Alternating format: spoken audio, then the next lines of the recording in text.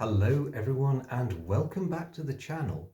Today I'm going to be indulging in just a tiny bit of Cold War nostalgia, and I'm going to be doing it in both a literal sense but also in terms of what the game I'm about to show you represents. And I am of course talking about TSR's classic The Hunt for Red October.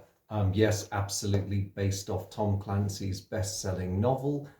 Also the film, and one of my favourite Cold War epics, I must say. I saw the film as a child and I read the book a few years later. And this game, while it does cash in on the now very famous story of the most famous fictitious Typhoon-class submarine out there, it is more than just a recreation of the events of that film. So I do approve. There is a scenario in here that involves a rogue Typhoon-class submarine attempting to escape and get to the United States. But broadly speaking, this is a game about a 1989-ish hypothetical war between the Soviet Union and NATO. And it's grand strategic in scope, well, it's strategic, but it focuses on the Atlantic theatre. And it's really about the two navies, Red Banner North Sea Fleet, with some reinforcements from the Mediterranean, versus the US Navy, the Royal Navy, and the French Navy. Other NATO navies are kind of represented, but their strength, mainly in aircraft, is folded into the larger whole, so they're not given any distinctive ID there, if that makes sense. So yeah, like its twin game, Red Storm Rising, which was taken from another Tom Clancy novel, this comes in the beautiful trademark massive box that typifies TSR games at the time. Also, I should say, at the beginning of this, I said I was indulging in Cold War nostalgia in a literal sense. And the reason I say that is because this beauty was published in 1988. And I did actually play it for the first time towards the end of the 80s, funnily enough, as the Soviet Union was getting into dire straits. And then many years later, I came into possession of this copy. Actually, more accurately, some very kind friends of mine got it for me. Siwe and Diana, if you guys are watching this, thank you so much. I'm still very glad of this thing, and it's always staying in my collection. So, like a lot of TSR games from the period, it was big and it was beautiful for the time. You can glimpse the glorious full color map there with the really nice looking pieces, rulebook, couple of cardboard charts to help you organize things. But like a lot of TSR titles, this sits somewhere between an out and out war game and I'll call it a family game, really, because it's simple, but it has certain levels of complexity to it, including some rather nice optional rules which allow you to pitch the play level to suit your taste. So it's quite adaptable that way. And as you can see, I mean, those components, I think, would visually stand up these days. So they were absolutely amazing for the late 80s. But what are the components like? Shall I get this box cracked open and we'll look at a few things? See, lid off.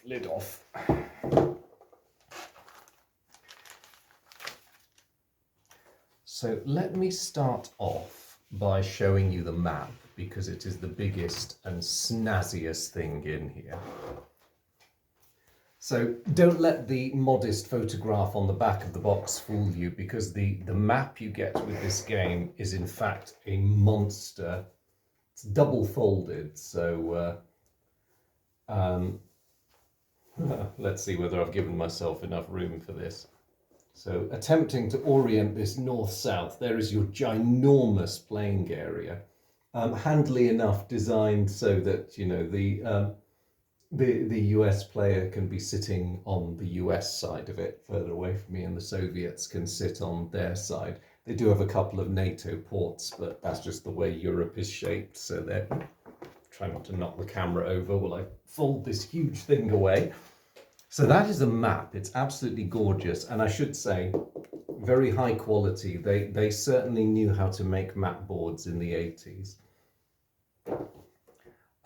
Those heavy cardstock sheets I mentioned as well. So this is the battle board. Now this may remind some of you of the sort of thing they do with, or they did, I should say, with Axis and Allies. And for all I know, given the era that, I mean, it was the same, first came out in the 80s, I believe, may well have influenced this. But as you can see, this is not just a slavish copy, if there was any influence. This actually is very well thought out, because it gives you a glimpse of how combat works insofar as you've got sections for unassigned vessels, those not in task forces.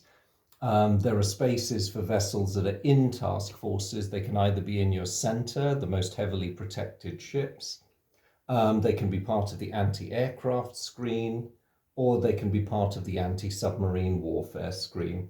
And just to add extra layers, you can see there's an attack first and an attack second area. So you can choose the timing of your vessel's assault. Now, of course, attacking first gives you an advantage, but it then lays the attacking unit open to a counter-attack by those that are firing second. If you decide to commit too early, it may well be worth the effort. However, there's also risk in putting units in the attack second box, because if they're detected, and I know I'm getting a bit ahead of myself with this, then the attack first units have the opportunity to try and take them out. So there is a lot of complexity behind the apparent simplicity of this game. The other two cards you get, I'll just show you the NATO one. We have a task force organizer.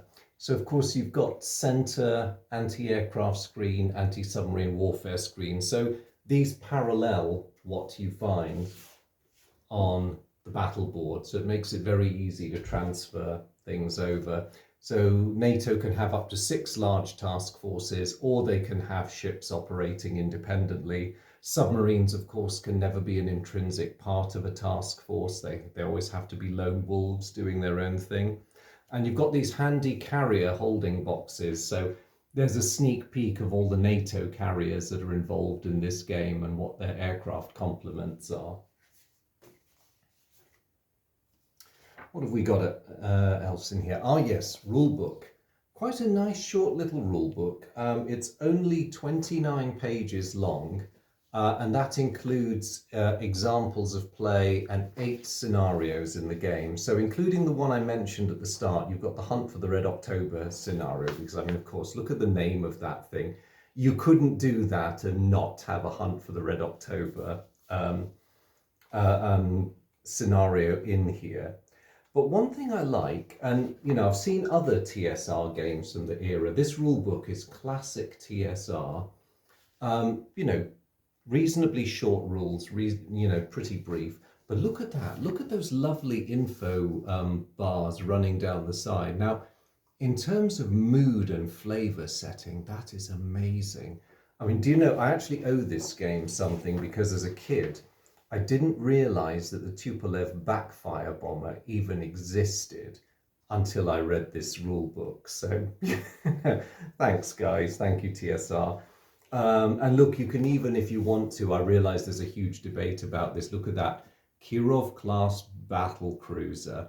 Now, I'm going to skip that. I'm going to skip past that before the comment section fills with, you know, really cogently executed arguments as to why they're not battle cruisers. But, you know, move on. But you get these on virtually every page. So look, there's the Ticonderoga class Aegis cruisers. So there's another nice touch there. So you get a lot packed into not very much rule book, including some nice examples of play. And then, of course, your scenarios with the orders of battle. And lastly, we have the pieces. Now, I've taken the liberty of sticking all these guys into baggies just to organize my fleet, but there are the huge number of ships you get. I'll just fish a couple out. In fact, actually, why don't I fish out the everyone's favorite submarine herself? There is Red October. And you get that lovely silhouette. I mean, it's basically just folded card held together by one of these blue stands. So on the front side, you have your beautiful graphic of the ship with its name, and you only have two numbers. That's all the information. So that one over there is the detection rating, and that one over there is the combat rating. And the way combat and detection work in this game, you roll the dice, and if you score your level or lower, then you've detected the target. So higher is better, and it's usually done with a D10. Although in some circumstances, submarines can roll D6 if they've not been detected prior to making an attack. So that's all you have. You don't have movement ratings on these things because broad types and classes have the same movement ratings. As an added nice wrinkle, the high-speed Alpha class can move one space further than other submarines, but I'll probably get into that during the demo playthrough. But the thing that really wins it for this game, the thing I really like about it, is not just a very decent level of ship modeling, but in a very simple format. But you also get the fog of war element. So with the two players sitting opposite each other, most of the time, unless you successfully detect an enemy unit, that is all you're going to see. So you have to play your allocated detection markers in order to try and find people before you can actually fight them. And I quite like that design, because what it does is it simulates the modern naval uncertainty, where it's hard enough to secure a target when you're looking for it. And it's even harder to hold it, because once your rounds of combat are fought, the two sides then split apart and they revert back to their hidden side. So keeping tabs on an enemy is very difficult. The Red October is a huge piece, on a par with the Kirov class, not battle cruisers, and US supercarriers and things like that. But the vast majority of units in the game will be these somewhat more sensibly sized workhorses, varieties of frigates, destroyers, guided missile cruisers. And just to show you, how they compare in size with the big ships. Big vessels can take more damage than smaller ones. And the only other big tokens you have are task force markers. So that's Soviet Task Force 1. I do like the artistic touch that you've got that in Cyrillic. It's nice. They could so easily have done that in, Roman letters, but good on you guys. And of course, you can differentiate task forces on their hidden side because they have a picture of multiple ships. So you would know that that is a task force rather than an individual ship. Now I've hinted at the presence of aircraft in the game, and it does not disappoint. There is a Yak-38 from one of the Soviet carriers. So the numbers mean exactly the same thing. That's the detection rating and that's the combat rating. Now you may have noticed that that's in yellow, which means that the unit which has a yellow number is unusually potent, or more potent than average when it comes to fighting air units. And so you get combat bonuses if you target an air unit with your Yak-38. They can target other vessels, obviously not submarines, but they can attack surface ships, but they're less effective. And also aircraft, unlike ships, they have an S, an M, or an L in their top right corner. And what that means is short, medium, or long range. So short range, I have to remind myself from the rule book, I think it's only 1 or 2 sectors. Medium range is 4, long range is 8. So there we go. That's all that you get in the box. It's a very straightforward and simple setup, but it hides, at least on the surface, some very interesting gameplay. And as I say, it's strategic in nature with just enough tactical thrown in to make it interesting, but also to keep it fast playing. So getting to the meat of it, and of course, inevitably, the $64,000 question, How does it play?